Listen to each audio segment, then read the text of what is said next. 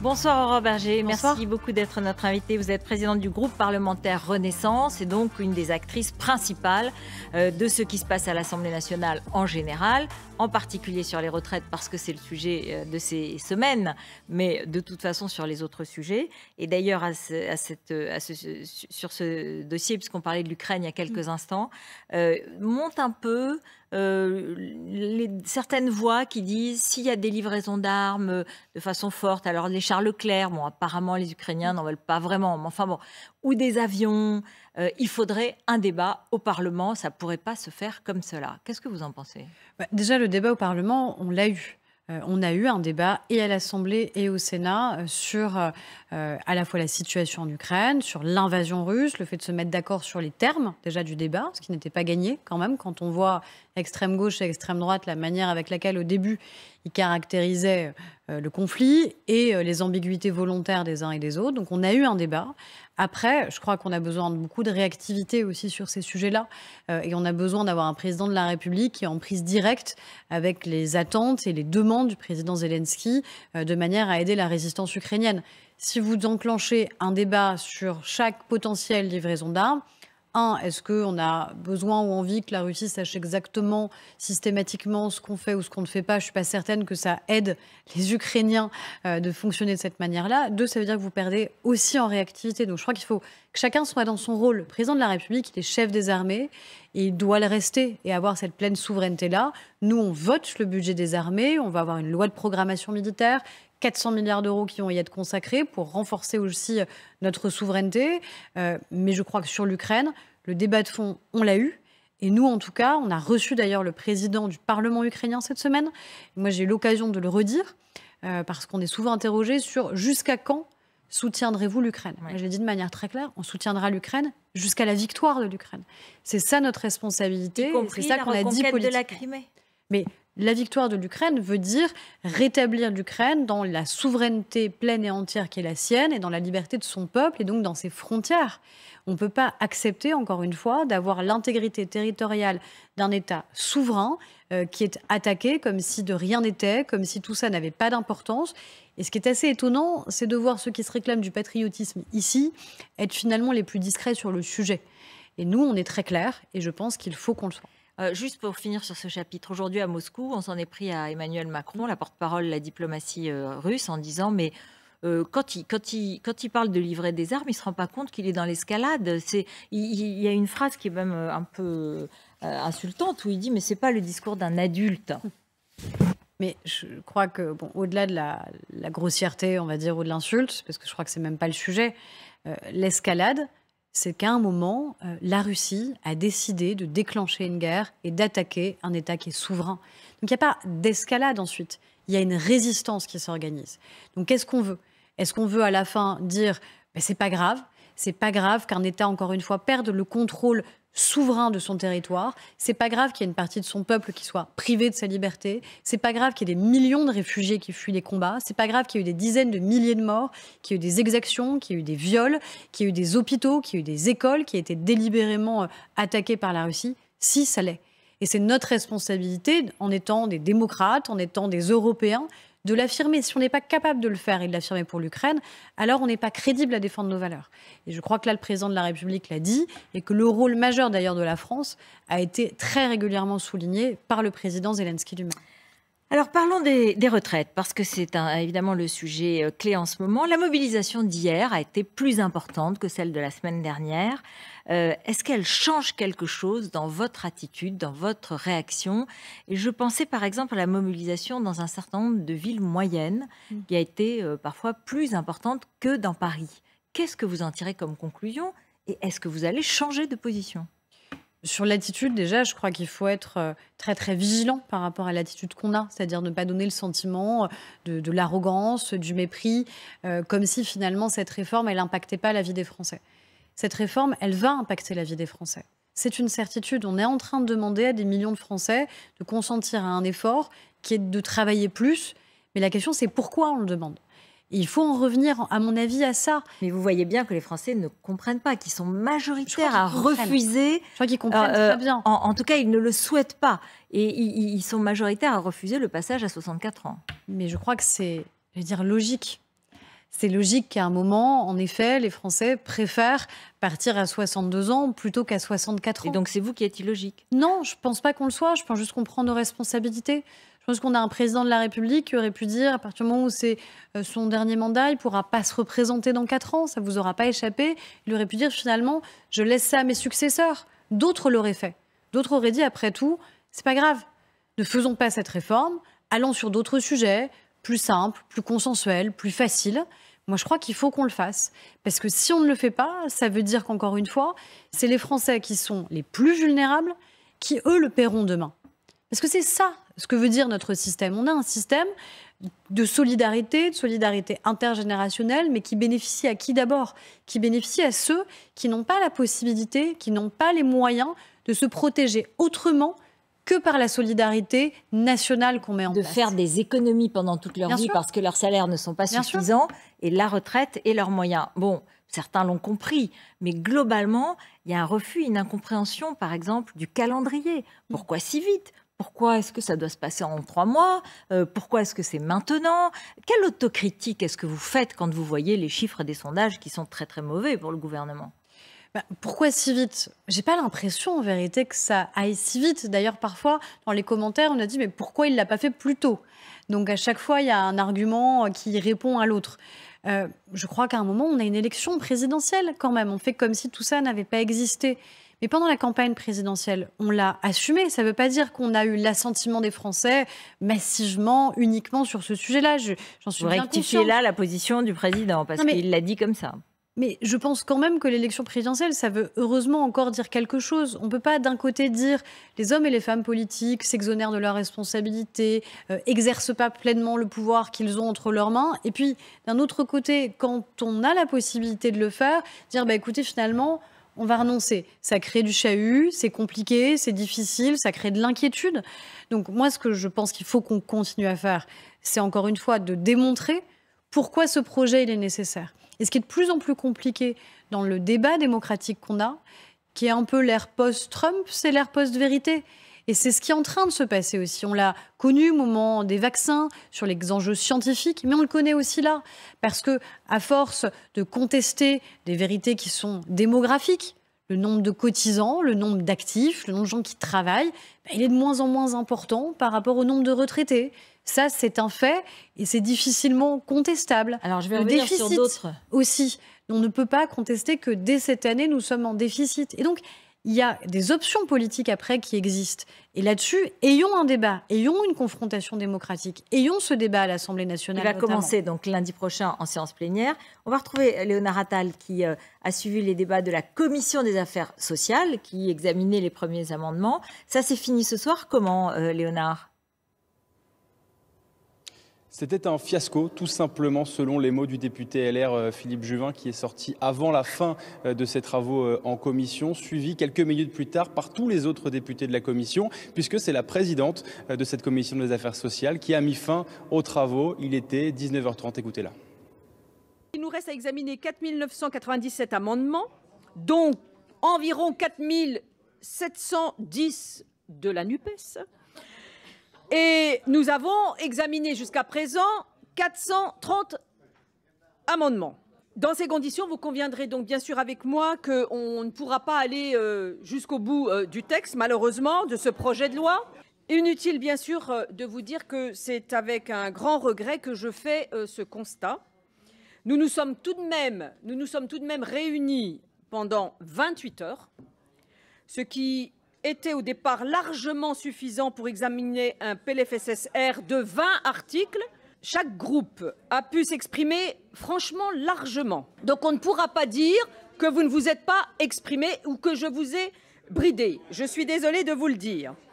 Pas sûr donc que le gouvernement ou les oppositions sortent vainqueurs, sortent renforcés de cette séquence, tant les débats n'ont pas avancé. Il n'y a pas eu de vote final sur ce projet de loi et tous les groupes s'accusent d'avoir empêché les débats de se tenir correctement. Le RN accuse les députés de la NUPES d'avoir été les idiots utiles du gouvernement en déposant près de 6000 amendements. La NUPES a regretté dès le premier jour que le temps alloué à ce débat, 3 jours, soit insuffisant. Ce à quoi la rapporteure du texte du parti présidentiel a répondu en sortant les archives tout simplement et pour démontrer qu'en 2010, avec le même nombre de jours, 3 jours, eh bien, avec 10 fois moins d'amendements, les débats avaient pu aboutir. La question est maintenant de savoir si ce scénario va se reproduire dès la semaine prochaine dans l'hémicycle avec l'arrivée du texte.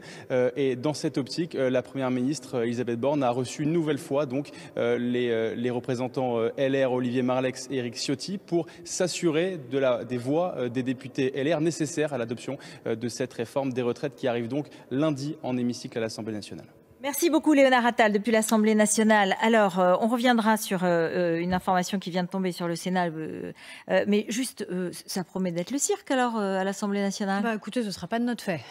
Moi, ce que j'ai dit aux députés du groupe Renaissance, c'est mobilisation générale. On sera présent pour tous les débats, matin, midi et soir évidemment, et on est prêt à avoir tous les débats. Moi, ce que je dis juste aux députés de la NUPES, notamment LFI, s'ils sont prêts à l'entendre, c'est qu'encore une fois, il y a des sujets sur lesquels on ne se mettra pas d'accord. C'est clair sur le fait que le report de l'âge légal, je doute d'arriver à convaincre LFI. En revanche, avancer ensemble sur la question des carrières longues, sur la question de la pénibilité, sur la question des femmes, il y a un vrai travail parlementaire à conduire. Mais pour avoir un travail parlementaire de qualité, ça suppose qu'on ait un débat. Si en vérité on a une guerre de tranchées, il n'y a pas de débat. Si on a des milliers d'amendements, on empêche le débat. Et ils le savent pertinemment. Et donc, à la fin, c'est en effet un constat d'échec où les Français vont regarder ça, à mon avis, de manière soit désolée, soit énervée, en se disant à quoi servent-ils dans l'Assemblée. Moi, je veux qu'on serve, je veux qu'on soit utile au débat. Et donc, je veux qu'on ait un véritable débat. Vous pouvez du coup, vous, déposer des amendements en Renaissance ou de la majorité du MoDem ou d'Horizon sur les carrières longues, par exemple, ce qui conviendrait aux LR, les Républicains qui soutiennent en partie, d'ailleurs, c'est pas très clair, la réforme, et vous pourriez avoir cet amendement adopté. C'est-à-dire qu'il y a une demande, elle est claire. Est-ce que pour les gens qui ont commencé à 20 ans, est-ce qu'il faut qu'ils cotisent 44 ans ou 43 ans? Chez les LR, par exemple, ils demandent 43 ans. Évidemment, au MoDem aussi, il y a cette demande, y compris des gens dans le groupe Renaissance demandent cela. Est-ce que ce soir, vous dites, oui, on pourra arriver à ça? Je ne sais pas vous répondre. Parce que je ne sais pas. C'est vous, vous avez une majorité relative. Alors, il y a deux choses. Si vous le votez. Je sais ce qu'on peut proposer et ce qu'on peut adopter. Mais je ne sais pas si on aura le temps d'y arriver, tout simplement, et d'avoir ces débats-là. On va commencer l'examen du texte, vous savez, c'est organisé, tout simplement. On va commencer sur la question des régimes spéciaux. On n'a pas assez parlé. Moi, je pense que c'est un point essentiel. Et quand je vois encore une fois la gauche, et même une partie de la droite d'ailleurs, soutenir le maintien des régimes spéciaux, ça m'interpelle et je pense que ça interpelle beaucoup de Français de se dire qu'aujourd'hui, ça n'est pas normal qu'on garde des spécificités qui ne correspondent plus au métier. Oui, nous devons mettre un terme aux régimes spéciaux. Ça commence comme ça. Est-ce que là-dessus, on aura à nouveau des milliers d'amendements qui feront peut-être, finalement, pendant les 2 semaines d'examen, on ne parlera que de ça. Sur les carrières longues, on a profondément avancé dans cette réforme. Et je pense que c'est important de le dire. Mais ma question est très claire. Oui. Est-ce que vous accepterez de descendre cette durée de cotisation de 44 ans à 43 ans pour ceux qui travaillent entre 20 ans et 21 ans ou qui commencent à 19 ans et qui sont obligés d'attendre 64 ans? Voilà. Alors, c'est simple. Est-ce que vous acceptez ça? Non. Je veux dire, parce que tout ça... Et ça coûte de l'argent. Ça coûte entre... Alors, moi, j'ai entendu 2 milliards, puis 1,8 milliard, puis 1,2 milliard. Alors, bon, c'est beaucoup d'argent. C'est beaucoup d'argent, je suis d'accord. Vous savez, 2 milliards, si on prend juste la question des retraites, ça correspond à la somme qu'on souhaite mettre chaque année pour la revalorisation de la retraite minimale, 85% du SMIC, pour ceux qui sont déjà retraités. Pour ceux qui sont déjà retraités, ça coûte un peu plus de 2 milliards. Donc il faut aussi savoir ce qu'on veut à la fin dans cette réforme. Est-ce qu'on accepte ou pas de travailler plus? C'est tout l'enjeu de la réforme. Je ne peux pas venir sur votre plateau ce soir en vous disant à la fin, personne ne travaillera plus. C'est l'objet même de cette réforme. Ce que je dis aussi, c'est que sur les carrières longues, encore une fois, on fait en sorte qu'ils partent plus tôt parce qu'il y a et la durée de cotisation, mais il y a aussi l'âge légal. On fait comme si tout ça, finalement, n'existait plus, l'âge légal. Mais ceux qui ont commencé avant 20 ans, ils partiront à 62 ans, ils ne partiront pas à 64 ans. Oui, mais ils cotiseront 44 ans. Et peut-être qu'il faut qu'on avance encore dans le débat parlementaire. C'est pour ça que moi, j'attends. Donc il est possible que là-dessus, il y ait du bouger, comme on dit. Je pense qu'il faut rester ouvert, sinon ça veut dire qu'il n'y a pas de débat. Si je viens ce soir et vous dis, vous savez quoi, en fait, on bougera sur rien, en fait, ça veut dire que le débat n'existe pas. Moi, je souhaite qu'on ait vraiment ce débat. Et je souhaite qu'on l'ait parce que c'est des questions qui sont majeures pour la vie des gens, encore une fois. Les femmes, c'est quand même une des choses très importantes sur laquelle notamment vous êtes très impliqués. Comment vous pouvez nous expliquer que les femmes sont avantagées par cette réforme alors que l'étude d'impact que vous avez commandée, que le gouvernement a commandée, montre que les femmes ont travaillé plus. D'autres études montrent que les trimestres de maternité sont en quelque sorte neutralisés, ils ne sont plus aussi utiles qu'avant, puisque celles qui ont leur trimestre de natalité et qui arrivent à 62 ans, ils ne servent à rien, puisqu'il faut attendre 64 ans. Et donc, en fait, il y a le sentiment que pour les femmes, ça n'est que des désavantages. Donnez-moi un exemple, et pas celui seulement de la pension minimum, parce que vous allez me dire, pour la pension minimum, 60% des femmes, bien sûr. Mais enfin, celles sur les femmes actives, qui cotisent toute leur vie, qui ont leur trimestre de maternité et qui seraient obligées d'attendre quand même 2 ans de plus alors même qu'elles auraient tout leur trimestre. En vérité, je vais être très honnête, j'avoue que je ne comprends pas ce débat. Moi, je suis profondément féministe. Et le féminisme, pour moi, c'est quoi? C'est l'égalité entre les femmes et les hommes. C'est pas se dire que parce qu'on est une femme, mécaniquement, on partirait plus tôt à la retraite. C'est faire en sorte qu'on ait le droit d'avoir la même carrière. Pourquoi au départ, les trimestres de maternité, il y a 2 choses. Il y a 4 trimestres pour la maternité, il y a 4 trimestres au titre dit de l'éducation. C'est comme ça que ça se passe dans le privé. D'ailleurs, dans le public, c'est moins. C'est 2 trimestres seulement pour les femmes qui sont fonctionnaires. Pourquoi ça a été mis en place initialement? Ça a été mis en place pour corriger une inégalité dans la carrière des femmes qui faisait que souvent, elles s'arrêtaient au-delà du congé maternité parce qu'elles n'arrivaient pas à reprendre une activité professionnelle. Mais Dieu merci, on a progressé. Dieu merci, aujourd'hui, quand on est une femme et qu'on a des enfants, on n'est pas condamné à l'échec de sa vie professionnelle, on n'est pas condamné à s'arrêter de travailler, on n'est pas condamné non plus à être payé moins que les hommes. Moi, ce sur quoi je veux qu'on se batte, c'est ça. C'est faire en sorte que tout au long de leur carrière, les femmes aient le même niveau de progression que les hommes, que c'est pas parce qu'elles aient un enfant que tout d'un coup, la progression, la mobilité professionnelle, ça s'arrête. Et je veux qu'elles aient le même niveau de rémunération. Oui, mais ça, on est tous d'accord. Pas uniquement qu'on corrige quand elles ont 62 ans. Bien sûr. Désolée, mais moi, les femmes que je rencontre, ce qui leur importe quand elles ont mon âge, c'est-à-dire 36 ans, c'est que tout le reste de leur vie professionnelle puisse se conduire de manière positive, qu'elles puissent progresser, qu'elles puissent évoluer. D'accord, on attend que ça, on est d'accord. Et pas attendre 62 ans pour qu'on corrige à la fin. Mais ça commence en quelque sorte. Là, c'est ce que les gens soulève un lièvre en quelque sorte. Ça montre. Parce que quand vous dites je suis féministe, les femmes c'est égal aux hommes. La vérité, c'est que dans l'étude d'impact, les hommes c'est pas égalité. Ils partiront au même âge que prévu, alors que les femmes, elles, seraient obligées d'attendre. À la fin, elles partiront malgré tout plus tôt en moyenne que les hommes. C'est ça qui est dit très clairement, c'est qu'elles partiront en moyenne plus tôt que les hommes. Parce qu'elles gardent quand même le bénéfice des trimestres, justement, maternité, éducation. Parce qu'on va plus loin, par exemple, sur les aidants familiaux, qui sont quasiment que des femmes qui s'arrêtent de travailler parce qu'il y a un enfant handicapé, parce qu'il y a un parent en perte d'autonomie. Et donc ça, elles auront des trimestres en plus qui leur permettront de partir plus tôt. Mais ce que je dis aux députés qui travaillent sur ces questions-là, c'est rejoignez-nous sur le combat qu'on devrait mener tous ensemble, qui est d'abord celui de l'égalité professionnelle et de l'égalité salariale. N'attendons pas les 62 ans des femmes pour corriger les inégalités, corrigeons-les dès maintenant tout au long de la vie. Un mot avant de passer à d'autres sujets. Vous pensez que ce projet passe à l'Assemblée, au Sénat et arrive à bon port, entre guillemets, malgré l'opposition des Français, dont aujourd'hui, dans un sondage Elab, il y a 60% qui considèrent que ce serait bien de bloquer le pays pour que la loi soit retirée. Et dans le même temps, vous verrez que si on fait d'autres sondages demandant aux Français s'ils sont satisfaits demain d'un blocage fait qu'ils ne peuvent pas emmener leurs enfants à l'école, qu'ils ne peuvent pas prendre le train ou qu'ils ne peuvent pas faire leur plein d'essence, je ne suis pas certaine qu'il y ait le même niveau d'assentiment. Donc moi, ce que j'espère, c'est qu'il y ait un véritable débat à l'Assemblée. Ce que je vous dis, on a des sujets qui sont trop importants, comme ceux qu'on a évoqués ce soir, au-delà de la question du report de l'âge, parce que je sais bien que c'est ça qui crispe, mais en vérité, ce n'est pas le seul sujet quand on parle de cette réforme. Au-delà du travailler plus, il y a aussi la manière avec laquelle on doit travailler, et donc la prise en compte de toutes les spécificités. Normalement, oui. Normalement, oui, parce que la responsabilité... Tout votre groupe vote? Et je crois, j'en appelle déjà à la responsabilité du groupe Les Républicains, qui a porté une réforme qui allait même plus loin, qui a porté pendant la campagne présidentielle les 65 ans. Et votre groupe? Et notre groupe, je vous l'assure, je pense qu'il n'y aura pas une voix du groupe Renaissance qui manquera pour voter ce texte. Modem et Horizon? Ça, je ne peux pas m'engager pour Renaissance, la majorité, mais je pense que oui, on fera bloc sur ce sujet. Deux petites questions. Ce soir, au Sénat, et ça va vous faire plaisir, la question de l'interruption volontaire de grossesse introduite dans la Constitution a été adoptée au Sénat par 162 voix contre 156.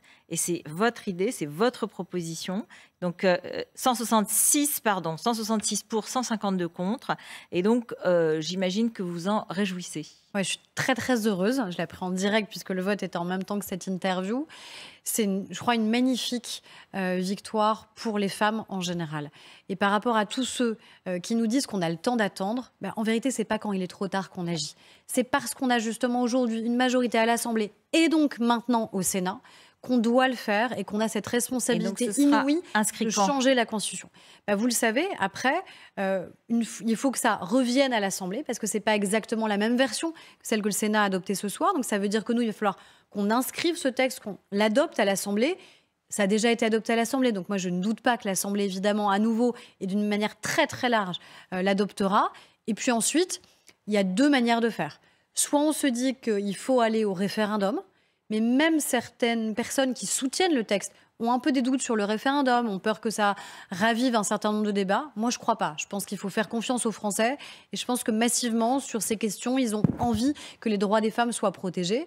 Soit, ça peut malgré tout être un projet de loi. On réunit en Congrès, Assemblée et Sénat et on vote ensemble. On sait qu'on a une majorité pour le faire. Donc, je crois que c'est un moment historique qu'on vit. On l'a vécu à l'Assemblée avec beaucoup d'émotions. Ils le vivent ce soir au Sénat. Et ça montre aussi que sur ces questions-là, il faut avoir le goût du temps long, parfois un peu, parce que ce n'était pas gagné que ça puisse aboutir. Mais je crois que c'est une belle victoire conjointe et totalement transpartisane. Et je le dis, je rends hommage aussi à la sénatrice Mélanie Vogel, qui a été la première à le porter au Sénat et qui est sénatrice écologiste. Écologiste. Merci beaucoup. Merci Aurore Berger d'être venue sur notre plateau. Et vous avez eu cette bonne nouvelle dont moi, personnellement aussi, je me félicite. Voilà. C'est à vous, Julien Arnaud.